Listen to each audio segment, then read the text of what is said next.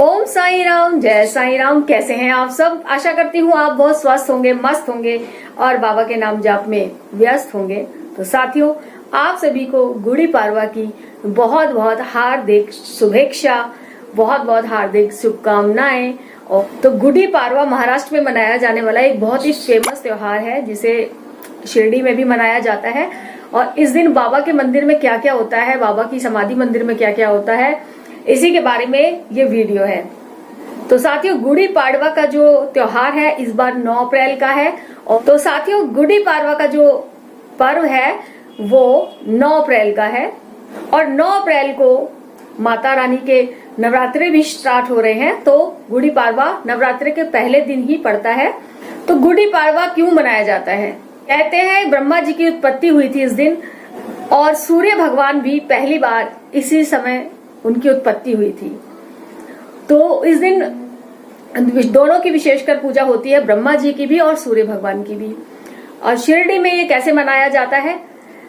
गुड़ी पाड़वा के दिन सुबह 7 से 8 बजे के बीच में बाबा के कलश पर जो ध्वज होता है वो बदला जाता है। पुराना जो होता है वो उतार कर नया ध्वज लगाया जाता है।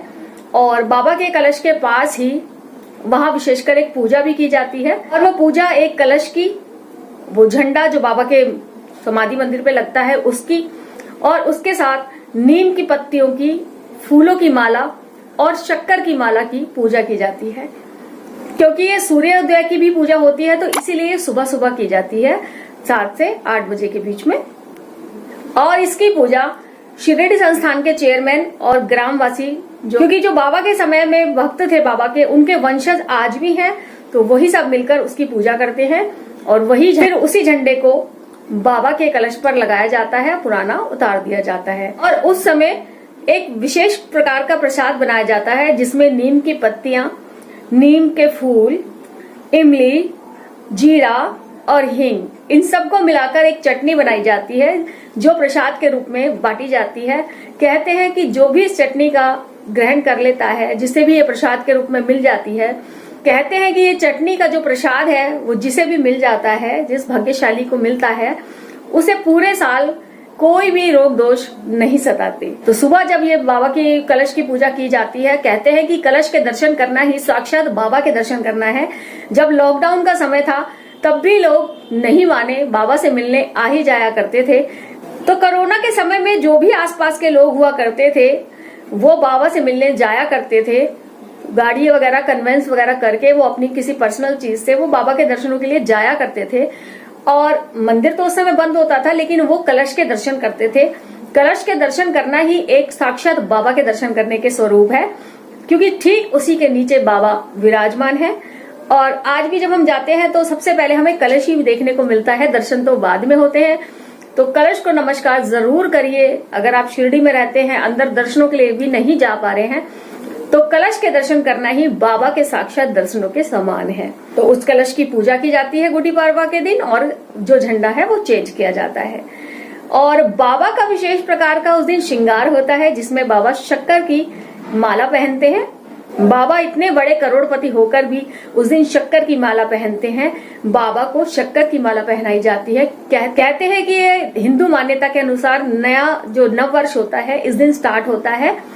तो उस दिन बाबा को शक्कर की माला पहनाई जाती है ताकि भक्तों का और बाबा का हमारा प्यार हमेशा मीठा रहे और सारा साल भक्तों के लिए हमेशा मीठा ही रहे, उसमें कुछ भी कड़वी यादें ना रही।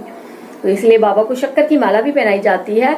और जो मध्याह्न आरती होती है दोपहर वाली 12 बजे की, उसमें विशेष भोग बाबा को लगाया जाता है, जिसमें पूरन पोली बनाई जाती है और बाबा को नैवेद्य लगाया जाता है। शाम को 7 बजे द्वारका माई में घंटा नाद होता है, जिसमें एक बाबा का जो एक बहुत बड़ा घंटा द्वारका माई में लगा हुआ है उसको बजाया जाता है। और सारे शिरडी वासी और जितने भक्त वहां होते हैं बाबा की द्वारका माई में इकट्ठे हो जाते हैं और 15 मिनट तक उस घंटे को बजाया जाता है और बाबा की ललकारी लगाई जाती है। कहते हैं कि जब बाबा की ललकारी लगती है ना तो बाबा साक्षात गादी पर विराजमान होते हैं। तो जब भी आप बाबा की ललकारी सुने तो जरूर बाबा को अपने दिल की जो भी बात है उसी समय बोल दें। मैंने ऐसा अनुभव किया है कि उस समय बोली गई बात बाबा तक डायरेक्ट पहुंच जाती है। बाबा की ललकारी सुनते के साथ ही बाबा से अपनी प्रार्थना बोल दीजिए। तो साईं भक्तों, कैसी लगी आज की वीडियो? मुझे जितनी जानकारी थी मैं उतनी आपके लिए लेकर आई, और आप लोग भी अगर शिरडी में हैं तो गुड़ी पाड़वा जरूर एंजॉय करिए। अगर आपको जानकारी अच्छी लगी है तो एक लाइक जरूर करना, और ओम साईं राम की हाजिरी कमेंट बॉक्स में लगाना बिल्कुल मत भूलना। और अगर आप इस चैनल का हिस्सा बनना चाहते हैं, साईं बाबा के बारे में जानना चाहते हैं या कुछ सजेस्ट करना चाहते हैं, तो आप मेरे चैनल को सब्सक्राइब कर सकते हैं। ये बिल्कुल फ्री ऑफ कॉस्ट है। और बेल नोटिफिकेशन को भी जरूर हिट करिए ताकि मेरी वीडियो का नोटिफिकेशन आप तक पहुंच जाए। तो साथियों, मिलते हैं दूसरी नई वीडियो के साथ। तब ओम साईं राम, जय साईं राम।